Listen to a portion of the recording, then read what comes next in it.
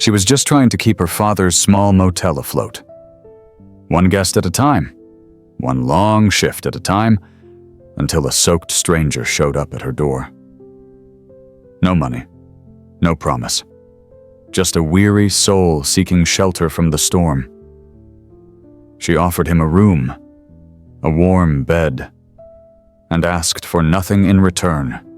A week later, a convoy of strangers pulled into her lot, not military jeeps, but something far more unexpected. What happened next didn't just save her motel, it turned it into a symbol of hope, redemption, and the power of unexpected kindness. This is the story of the Silver Oak Motel, and what happens when compassion opens a door to a world that no one else sees. Welcome to TrueKind Stories, where small acts of kindness spark extraordinary change. Let's uncover what really happened. In the heart of a forgotten town, tucked away on a dusty highway, stood the struggling Silver Oak Motel. Sarah Reynolds, in her early 40s, had inherited the once proud establishment from her late father, Colonel James Reynolds, a man known for his unwavering discipline and deep love for service. The motel, now fading and neglected, mirrored Sarah's life, one caught between the past and the present, clinging to memories while facing a harsh, uncertain future. Silver Oak Motel was located just outside Flagstaff in Arizona, an hour's drive from the nearest city, surrounded by arid desert stretches and the occasional passing truck. The motel consisted of just 8 rooms, each one bearing the marks of time-peeling paint, rusted fixtures, and broken lights. It wasn't much, but it was hers. Sarah worked tirelessly, often late into the night, managing everything from the front desk to maintenance. Despite her efforts, the place was slowly slipping away, just like the fading neon sign outside. Every evening, she found herself watching the storm clouds roll across the vast desert sky, hoping for a sign, for something to change. Sarah was no stranger to hard work or adversity, but this time, it felt like her father's dream was slipping through her fingers.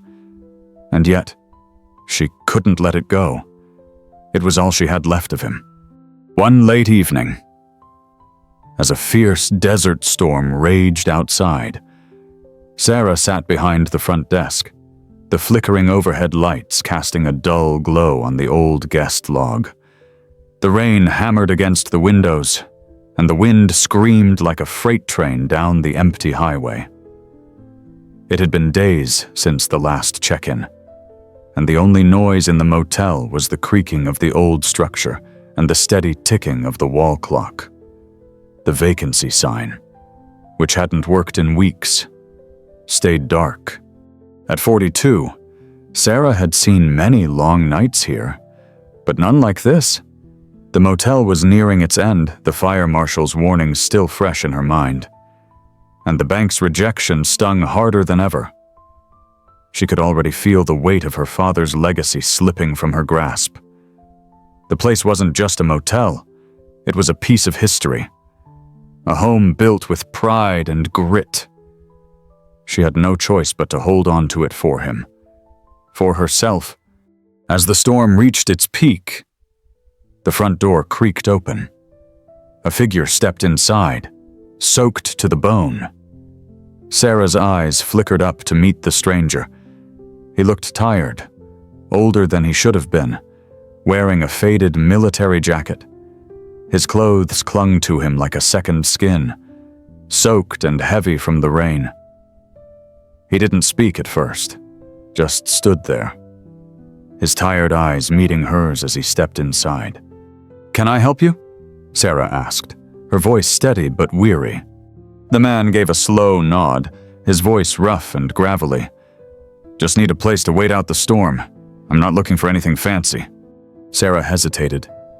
She didn't often take in strangers, especially not on nights like this.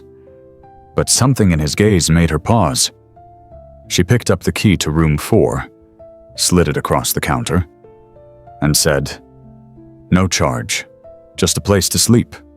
The man's face softened with a hint of surprise. "Thank you," he said quietly, his voice barely above a whisper. "My name's Jack." The storm raged on throughout the night, howling with a fury that seemed to shake the very foundation of the motel. Sarah couldn't sleep. She sat in the lobby, the weak glow of the desk lamp casting long shadows. Her thoughts tangled between the pressing repairs needed and the mounting bills she couldn't pay. The only sound besides the wind was the occasional groan of the old building as it weathered the storm. She found herself glancing towards the hallway, where the door to room 4 stood slightly ajar, as if waiting for her to check on the man who had arrived so unexpectedly. As the night passed, Sarah couldn't shake the feeling that something was different about Jack. His presence was like a quiet anchor in a storm, and she had a feeling that his arrival wasn't a coincidence. But as the hours ticked by, she tried to push away those thoughts. She had a business to save, and mysteries were luxuries she couldn't afford. The next morning, the storm finally began to subside, leaving behind a soaked, wind-battered world. Sarah stood outside, taking a breath of cool, fresh air, when a sound in the distance caught her attention. The rumbling of engines grew louder and louder. She turned around just in time to see a convoy of military jeeps and trucks rolling up the gravel driveway. A dozen vehicles, all freshly painted in military green, came to a smooth, coordinated halt in front of the motel. The sound of boots hitting the ground echoed across the lot as soldiers and veterans alike filed out of the vehicles. Some were in full uniform, others in worn-out jackets and baseball caps, but all moved with the kind of quiet confidence that only those who had served could possess. Sarah stood frozen, her heart racing in her chest. One of the men, tall and commanding, approached her. As he got closer, her breath caught in her throat.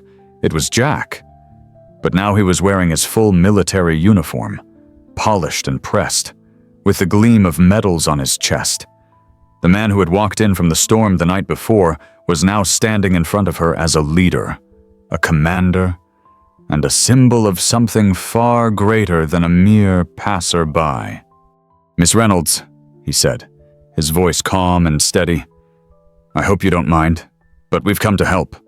Sarah stood speechless, unsure whether she was still dreaming or whether reality had shifted beneath her feet.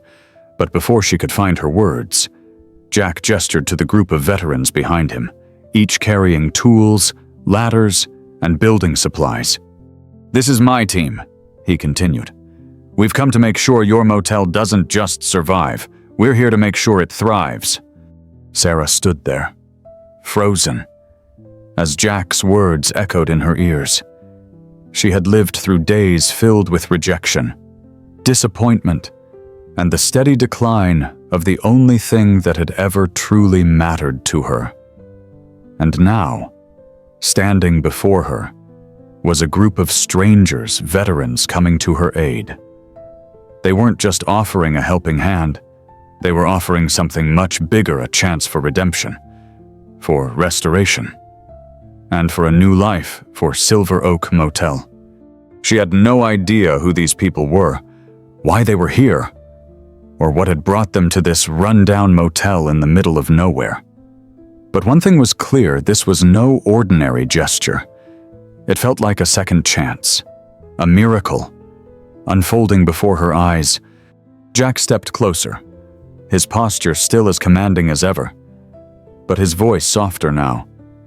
"We've been where you are," he said, his eyes scanning the crumbling facade of the motel. "I've seen what it's like to lose everything, to feel like the world has moved on.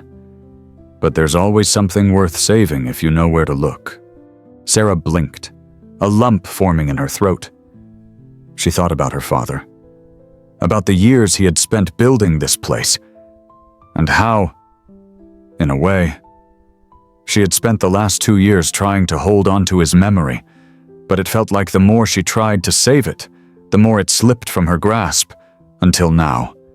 "Why are you doing this?" she asked, her voice barely above a whisper. "Why help me?" Jack's expression softened. "Because someone once helped me," he replied, glancing over his shoulder at the team unloading tools and materials. "When I had nothing, when the world had forgotten me. Someone opened a door for me, and now it's time for me to return that favor." Sarah's heart tightened. She had never expected anything like this, not from a stranger. Certainly not from a man who had walked into her life just days ago. But the way Jack spoke, the way his team moved with purpose and precision, made her realize this wasn't about charity. This was about community, about giving back to the very people who had served and sacrificed. She watched as the group went to work, transforming the motel before her very eyes. Ladders went up, new wiring was laid, and the flickering lights that had haunted her for months finally came to life with a steady glow. The place was being rebuilt, not just physically, but in the way it felt. It was no longer just a motel. It was becoming a home, a place where people could heal, a sanctuary for those who had served and given so much. As the day passed, Sarah found herself overwhelmed with a sense of gratitude. She had always thought she was alone in this fight, that she was the only one who cared about Silver Oak. But now, surrounded by these veterans, she saw the bigger picture. It wasn't just about keeping a business afloat. It was about honoring the past and creating a future for those who needed it most. The days after the convoy's arrival felt like a blur of action, movement, and an energy Sarah hadn't felt in years. Jack and his team worked tirelessly, never asking for anything in return. Each morning, Sarah would wake to the sound of power tools humming, saws cutting, and veterans coordinating their efforts with quiet precision. It was as if they were all on a mission, one that transcended just fixing a broken building. By the end of the week, the motel had been transformed. The broken windows were replaced, the roof repaired, and the wiring was completely redone. But more than that, the Silver Oak Motel had taken on a new life, a sense of purpose that it had never had before. The old rooms, once worn and forgotten, now stood as places of rest and healing, room by room. The motel was becoming a sanctuary for those who had served, a refuge where veterans could find peace without the chaos of their past following them. Sarah stood in the lobby one evening, sipping her coffee as she watched the sun dip below the horizon. The motel was full for the first time in months. The parking lot, which had once been barren, now hosted a few cars and trucks, each one with a story of its own. She knew these weren't just guests. These were people who needed a place to belong, a place to heal. The sense of community had grown beyond the confines of the motel. Veterans, some old and some young, would sit around the fire pit in the courtyard, talking quietly, sharing stories of service and sacrifice. Sarah found herself joining them more often, listening as they spoke of battles fought and memories that never truly left.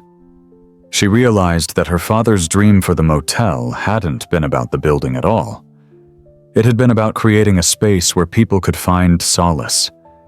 And now, for the first time, Sarah felt like she was honoring that dream. One evening, after a long day of repairs and conversations, Jack approached her. He was quiet, but there was a spark of something in his eyes, a feeling that words couldn't capture. He handed her a small, folded note. "This came for you," he said, his tone as steady as always. Sarah unfolded the note, her heart skipping a beat when she saw the government seal on the envelope.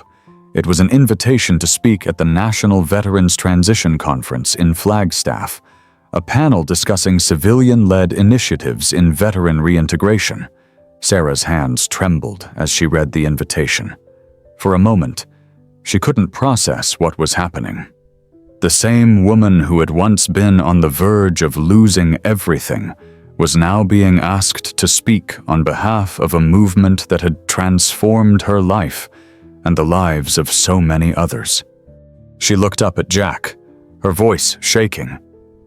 How did this happen?" Jack gave a slight, knowing smile. "You didn't ask for help, Sarah. You didn't seek recognition. You just did what needed to be done. That's what makes a difference. That's why they're asking you to speak." The weight of the moment settled over Sarah. She had started out simply trying to save a motel, but in the process, she had created something much bigger. Silver Oak Motel was no longer just a place for travelers. It had become a symbol of hope and healing, a sanctuary for veterans who needed more than just a place to stay. It was now a living testament to the power of kindness, community, and the courage to open a door when the world seemed to have forgotten. The days following the invitation to speak at the National Veterans Transition Conference were filled with a whirlwind of emotions for Sarah. She had never seen herself as a public figure or a leader. In fact, just a few months ago, she could barely see a way forward for Silver Oak Motel. But now, the motel had become a place of sanctuary, and she, by default, had become its heart, a leader not by choice, but by the quiet dignity she had shown in the face of adversity. Sarah found herself spending more time with the veterans who had come to help rebuild the motel. They were no longer just guests. They were part of the fabric of the place. She had become their friend, their confidant, and, in some cases, their pillar of strength. They shared stories, not just of war, but of loss, of survival, and of finding their way back after the chaos. It was something Sarah could relate to more than she had ever imagined. As the weeks passed, Sarah began to see how much she had changed. She no longer felt like a woman clinging to the past, trying to salvage something that couldn't be saved. Instead, she felt like she was part of something larger than herself, a community, a mission, a place where healing happened not just for the veterans, but for her too. The more Sarah worked alongside the veterans, the more she realized that what had started as a simple act of kindness, letting a stranger stay the night, had grown into something that went beyond her father's dream. She wasn't just preserving his legacy anymore. She was building her own. The motel was no longer about surviving. It was about thriving, about giving back to those who had given so much. One evening, as the sun set over the Arizona desert, Sarah sat on the porch of Silver Oak, a cup of hot tea in her hands. She watched as a few of the veterans sat around the fire pit, laughing and telling stories. Jack was there too, leaning against the porch railing, his eyes scanning the horizon. "You've come a long way." "Sarah," Jack said, his voice quiet but proud. Sarah smiled, her heart full as whole. "I never thought I'd end up here. You know, I thought I was just trying to save a building, but now I see it wasn't just the motel I needed to save. It was me." Jack nodded, his expression softened. Sometimes it's the quiet moments, the ones where we least expect it, that change us the most. Sarah's gaze turned to the horizon, where the last light of the day was slowly fading into the night. For the first time in years, she felt at peace. The future of Silver Oak was uncertain. Yes, but it was no longer something to fear. It was something to embrace, with hope, with purpose, and with the support of those who had helped her along the way. It was early morning when Sarah stood outside, the Arizona sun just beginning to climb over the horizon, casting a soft glow across the newly restored Silver Oak Motel. The wind had settled, and the desert air was crisp and refreshing. It felt as though the world had exhaled alongside her, the weight of the past months slowly lifting, replaced by a newfound sense of peace. The motel was still there, standing tall against the unforgiving desert landscape. But it was more than a building now. It was a symbol of resilience, community, and the transformative power of kindness. As Sarah walked around the motel, she noticed the small changes that had made all the difference: the freshly painted sign, the newly paved driveway, the vibrant flowers planted in the courtyard. Each step felt lighter than the last, as if the weight of the world had been shared with everyone who had helped restore this place. And now, it was theirs to carry together.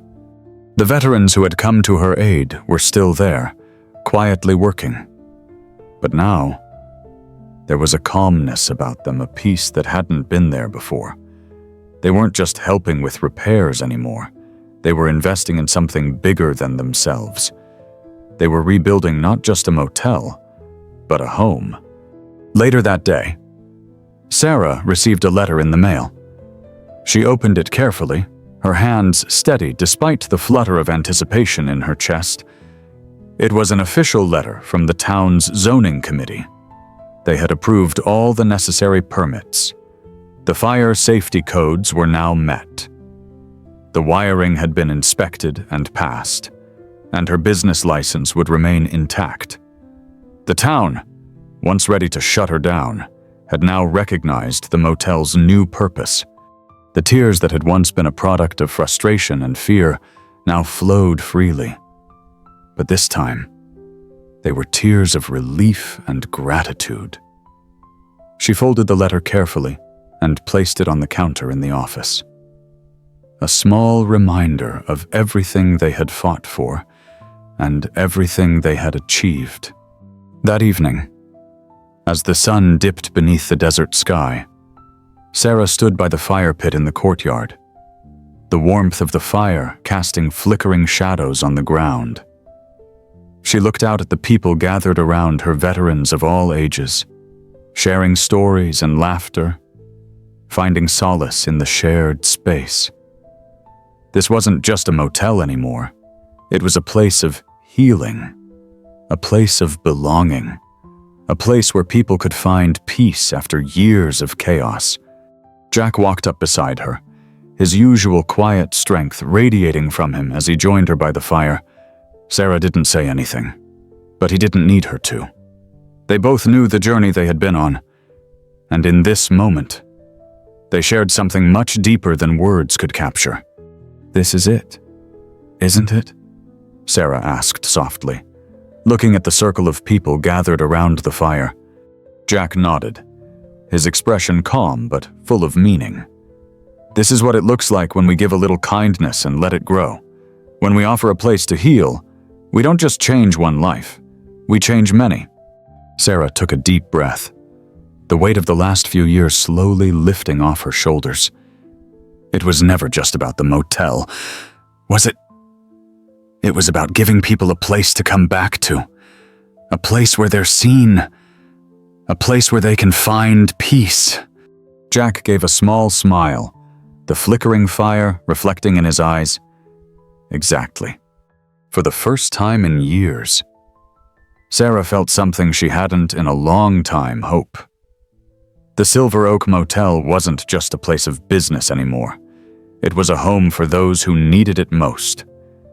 And in that, Sarah found her purpose, a purpose that was rooted in kindness, resilience, and the unshakable belief that sometimes all it takes is one open door to change everything. Sarah's journey taught her that the most meaningful changes don't always come from grand gestures, but from consistent acts of kindness, patience, and determination. Her path wasn't smooth, nor was it easy, but it was authentic. Every step from the sleepless nights to the hard conversations with local authorities reminded her that success isn't measured by how quickly you reach your goal, but by the resilience you show when faced with adversity. The Silver Oak Motel, once just a business, became a symbol of what could happen when you dare to believe in the power of second chances, both for places and for people. It was never about the profit or the fame. It was about creating a space where people could rebuild, just as she had. In the end, the motel wasn't just a structure. It was a living, breathing testament to the power of community and shared experiences. And for Sarah, that was worth everything. If this story touched your heart, don't let it end here. Hit that subscribe button and be part of our journey. Life is full of lessons, and together we can learn and grow stronger. Like, subscribe, and share your story in the comments. You're not alone.